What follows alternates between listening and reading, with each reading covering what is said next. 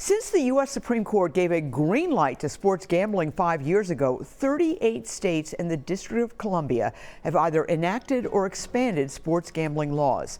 And this is the year Minnesota could join them. Now, this is Talking Points on CBS News Minnesota.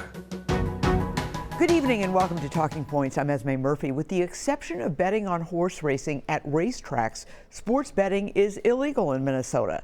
But thousands of Minnesotans do it anyway and do it every day. And that is why this year at the legislature, you'll see both DFL and Republican proposals to legalize sports betting here. Now, there have been similar proposals for years, but all have failed in part because the details of any bill here are more complicated. Why?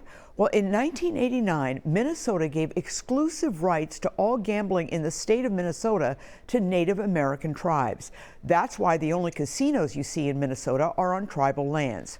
Any sports betting bill has to get the green light from tribes. Well, tonight you'll hear from two very prominent state legislators, one a Democrat, the other a Republican. They'll be introducing different sports betting bills this legislative session. Both are confident they can work out a deal with the tribes and, just as importantly, with each other. You'll hear how the Republican proposal wants to roll back changes that will happen in 2025 to e-pull tabs, something that thousands of small bars, VFWs, and charities really want. Tonight, you'll also hear a powerful warning for parents on how many kids are hooked on betting and how anyone can get free help in Minnesota. But let's start with the DFL proposal from Representative Zack Stephenson. He says Minnesotans should not have to go to Iowa to have fun.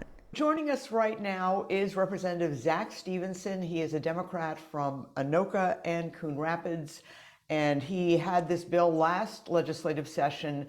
Didn't quite get through. Tell us about the bill that you will be proposing this session. Well, my bill would make sports betting legal for Minnesotans all across the state. You know, every state that touches Minnesota has legalized sports betting in some form or fashion. Well over 30 states across the country have legalized sports betting.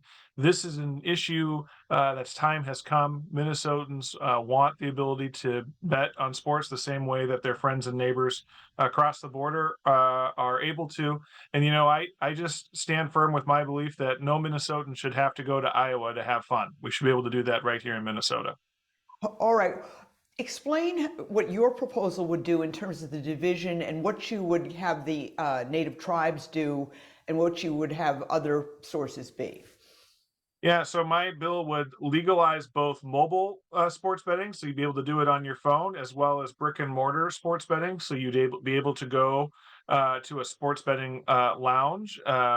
We are partnering with the Minnesota's 11 sovereign tribes to work on this. You know, this is a significant expansion of gambling in Minnesota, and so it makes sense to work with the people who have the most experience conducting gaming in Minnesota, which is without question the tribes. And how about the taxation issue? How would you divvy that up? And The bill, yeah, my bill currently has a tax rate at about 10%. You know, it generates some money for the state. It doesn't generate a ton of money because the thing to understand about sports betting is it's a high volume, low margin business. So there's a lot of dollars, but most of those dollars go back into the prizes that people win when they're betting on sports. The profit is smaller and we tax the profit. But what we're using that money for are things that are directly kind of tied to sports betting. So number one, the regulation. Number two, we invest almost half the money in problem gaming. You know, most people can bet on sports without any problem, but there are a small number of people for whom gambling is a serious addiction, and no less serious than being addicted to a substance, a drug, right? So we need to make sure that we are addressing that problem very seriously, and my bill does that. The third thing that we invest in my bill that I think is really important is youth sports.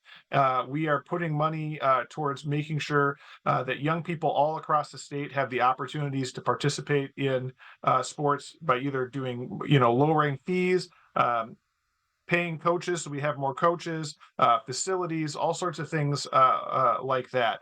And that's very important, both because you know, these are institutions and organizations that people across Minnesota value that have been under stress since the pandemic, but also because it's good for the young people and it helps them develop and develop skills both on the field, but also in terms of confidence and teamwork and all the other soft skills that you develop from being involved in sports.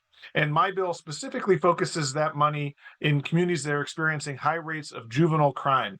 A lot of the crime increase that we've seen in recent years has been among young people. And a great way to combat juvenile crime is to get young people busy doing something constructive. One of the other proposals that's out there, a major one from a leading Republican, would involve rollbacks to changes in pull tabs. Does your bill have anything to do with that? And is that a good idea to link the two? My bill is focused on sports betting. That's what the bill does. It doesn't bring in other unrelated topics at this point. But at the legislature, our session's going to start next week, and we're going to have a lot of conversations on a lot of different subjects. I really appreciate Senator Miller starting the conversation by bringing an idea forward, and I've been talking with him. I'll continue to talk with him. We're going to have to work together to try and find something that's broadly acceptable, which is always my goal with legislation. So, Representative Stephenson, thank you so much for your time. Really appreciate it. Up next, Republican State Senator Jeremy Miller on why the bill he will introduce includes a rollback to e-pull tab regulations, and hear from one small nonprofit on why that proposal is so popular with thousands of small bars, VFWs, and local charities. Joining us right now, Senator Jeremy Miller from Winona, the former Senate Majority Leader. Thank you so much for coming on. Thank you for having me. I hope all your viewers are having a great day. Well, we hope so too. You have a gambling bill that I've talked to you about before. Tell us about your sports betting bill and why you feel this is important. Sure. So the Minnesota Sports Betting Act 2.0 is really meant to bring together stakeholders, legislators on both sides of the aisle to come up with a solution to finally legalize sports betting here in the state of Minnesota. 38 other states have legalized it, plus Puerto Rico, Washington, D.C. We continue to miss out on this $100 billion industry. And I think now is the time to do it. And I think we can put together a bipartisan proposal that works really good for our most important stakeholder, and that's the people of Minnesota. Well, the people who have a big stake in this are, of course, the Native American tribes, because the compacts agreed to many years ago now give them gambling basically essentially in Minnesota. They have the rights to it. How would that work in your bill? Where would the gambling take place? How much would Native American tribes get? Well, the great thing about the proposal that I rolled out, it helps benefit the tribes. They get a retail license, which is on site, and they would also get a mobile sports betting license. And then the sales tax that's generated from sports betting in Minnesota would go to help benefit the horse racing tracks in a way to help enhance horse racing here in Minnesota. It would benefit the charities so they can continue to give locally all across the state. It would also help benefit youth sports and then also provide funding to Minnesota sports and events so we can continue to attract major sporting events to Minnesota so our state can really participate in that huge economic impact that happens when you have a Super Bowl or a Final Four or a U.S. Olympic trial, or who knows, we're even working on trying to get WrestleMania here to Minnesota. Okay, well, that would be very popular. In your bill, does any money go to problem gambling? And yes, that's something that I'm very sympathetic of.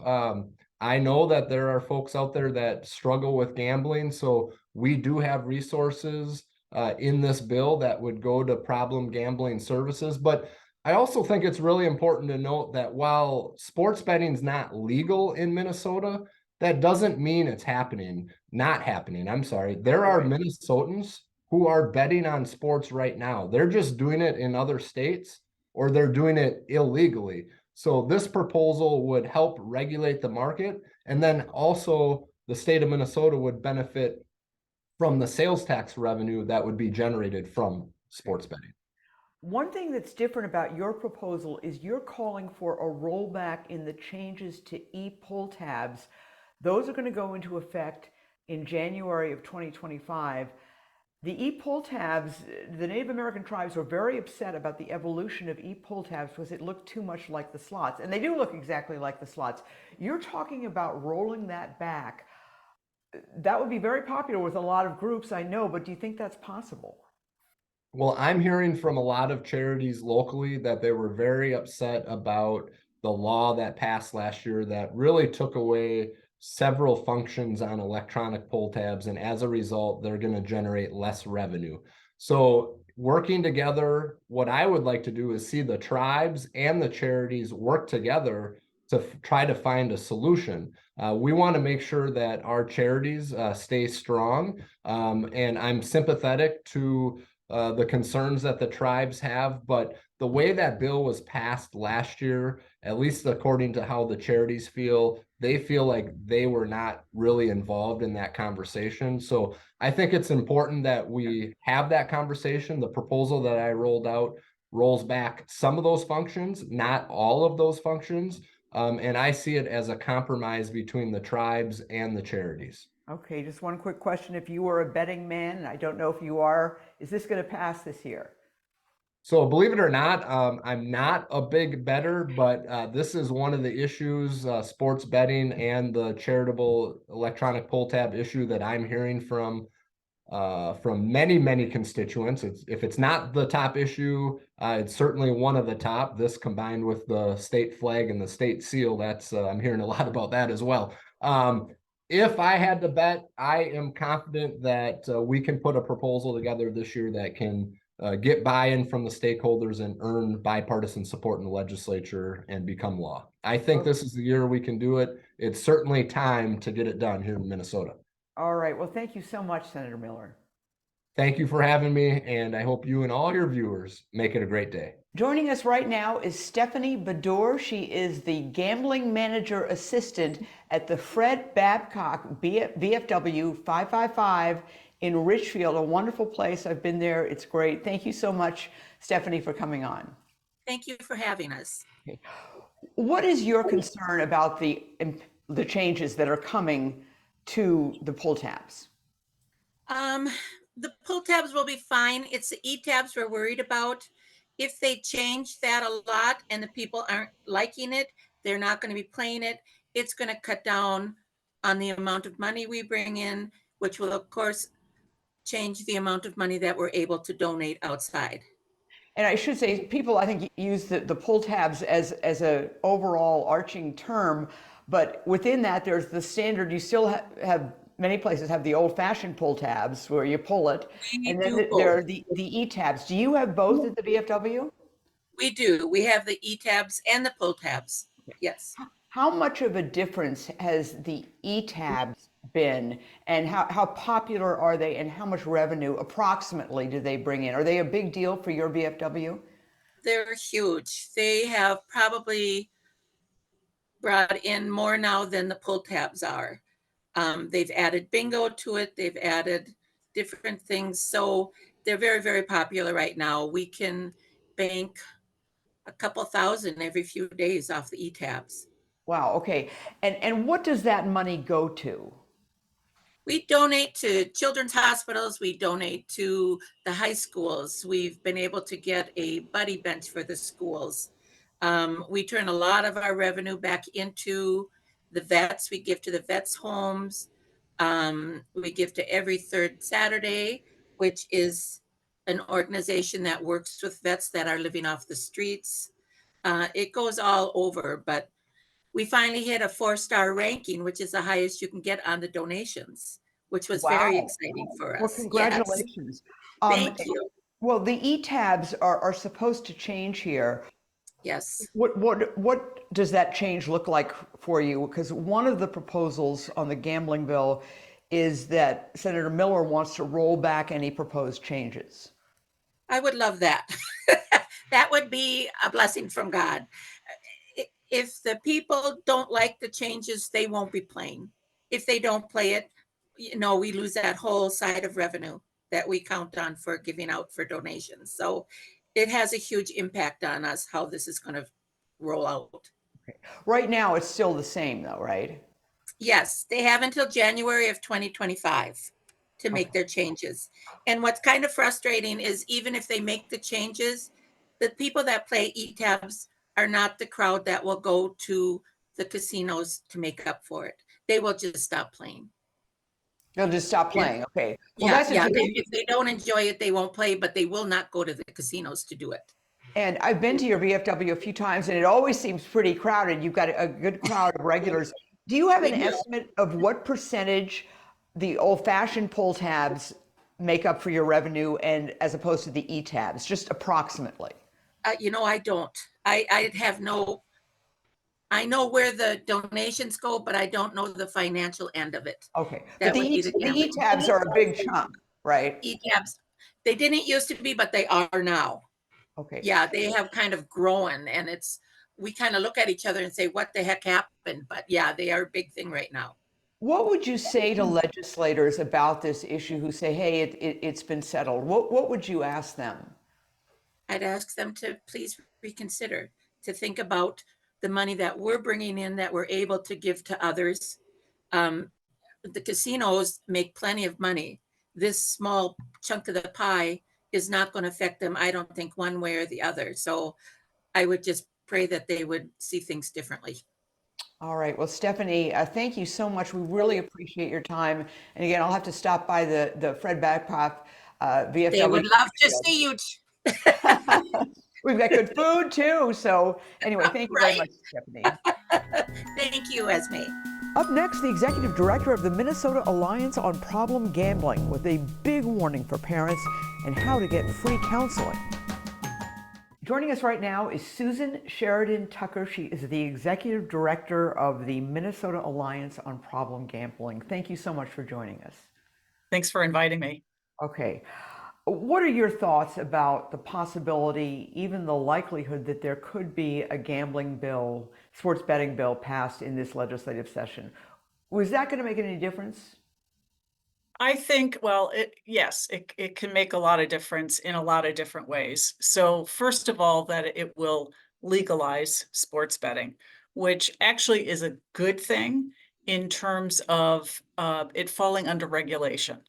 So right now, anybody who is betting on sports in Minnesota is doing it illegally. And if they're online doing it, they're being sent off to offshore sites that are far more predatory, don't always get your payout, So we're hoping that if legalization goes through, people migrate from kind of the illegal market to a legal market. Our organization doesn't take a position on the legalization, but because people are doing it, whether legal or not, we want to make sure that the state of Minnesota, since it's looking to sanction the expansion of gambling, that it is providing best practices in terms of consumer protections. So we know that advertising is a huge issue. My compatriots around the country where legalization has already occurred, they're being bombarded by ads, and ads trigger people. I know that you are concerned, very concerned about young people, minors gambling. Tell us about the figures that you're hearing, and what should people know, and what should parents do? Well, in Minnesota alone, the recent 2022 Minnesota Student Survey indicated that 6,000 high school students are showing problematic gambling behavior. This should be a red flag to every parent. We need to be paying attention to what our children are doing on their devices. You need to be talking to them. We need to be talking about gambling. Gambling is a real addiction, just like smoking, drugs, alcohol. It's the same, it does the same thing to the brain. And so we're trying to get this message out to parents to have these conversations. And the more that we talk about it, the less it becomes stigmatized, because there's so much shame around this addiction. That's really interesting. I just think I shared with you earlier that I found out that my son had gambled in high school on his phone. I mean, he didn't have a problem, thank God. But I know I talked to him about drugs. I know I talked to him about alcohol and what to do if he was in a compromising situation. I don't think I ever talked to him about gambling. You're saying that's what parents need to do. Absolutely. And unfortunately, we have no prevention materials in the school. And this is something that I've been advocating for since I've been in this position. We are about to unroll a high school toolkit for parents and coaches that we will make available through electronic means. And we also have brochures and posters and leaflets that we want to make available. And those will be coming out uh, just at the beginning of March for Problem Gambling Awareness Month. And should parents also be focused? I don't know why we think of this as a male issue. Uh, Women have this, can be addicted as well, and I assume young teens, teenage girls can be addicted too. Yeah, Right? gambling addiction does not discriminate, certainly. I would say that sports betting does show a higher prevalence amongst young men, 18 to 30. That seems to be kind of the sweet spot in terms of attraction, but the licensees are also advertising to women as well, because it's a whole market that they want to tap into. What should somebody do if either they are worried about themselves, but especially if they're worried about somebody they care about? And what do you do? Well, I think you start the conversation, first of all. You ask in a non-judgmental way. Find out why they're gambling. How often are they do it? Are they finding themselves in trouble financially? And if you're hearing yes to a lot of those questions, then it's perhaps time for that person to sit down with a counselor. Treatment is free in Minnesota, and treatment is also Treatment free. for problem gambling is free? It's free. Yep, that is one of the benefits of the monies that come in from gambling, that treatment is free in And Minnesota. how do you access that free treatment? So 1-800-333-4673 or calling 1-800-GAMBLER will get you to the problem gambling helpline, and you can get a referral for a counselor who is trained in problem gambling. And you can see them for free, and concerned others, family members, are allowed 12 hours of counseling as well. So we really want people to take advantage Family members of the person of the who, gambler. Yeah. wow, okay, because Because that's sometimes the gambler isn't willing to go to treatment, but yeah. the family needs to protect themselves. And so they need to know how to protect their assets. But it's also the emotional piece. Relationships get destroyed with gambling. So how can a family protect themselves and hopefully work with the gambler to eventually get them into treatment? Wow, that's great information, and we will definitely put that out there. And I know that all of these proposed bills that are going to be proposed all have monies that from the gambling proceeds that would go towards organizations such as yours that help people. Some more than others. And Yep. I would say that we are, as a state, we are not prepared for what's coming down the pike. And we need to be putting more funds into prevention, research, and treatment. All right. Well, Susan Sheridan Tucker, thank you so much. We really, really appreciate your insights and your expertise. Thank you. The Native American Indian Gaming Association gave us this statement. MIGA supports state efforts to authorize sports wagering both at tribal gaming properties and through online mobile platforms. MIGA and its members will be closely following the progress of state legislation and look forward to working with other stakeholders. The Minnesota legislative session starts February 12th. Well, that does it for this edition of Talking Points. As always, please email me with comments or suggestions at esme@wcco.com. The show streams every Wednesday and Thursday night at 6:30 and 9:30 p.m. on CBS News Minnesota. And on Friday, we post to YouTube for on-demand viewing. Thanks so much for watching. I'm Esme Murphy, WCCO News.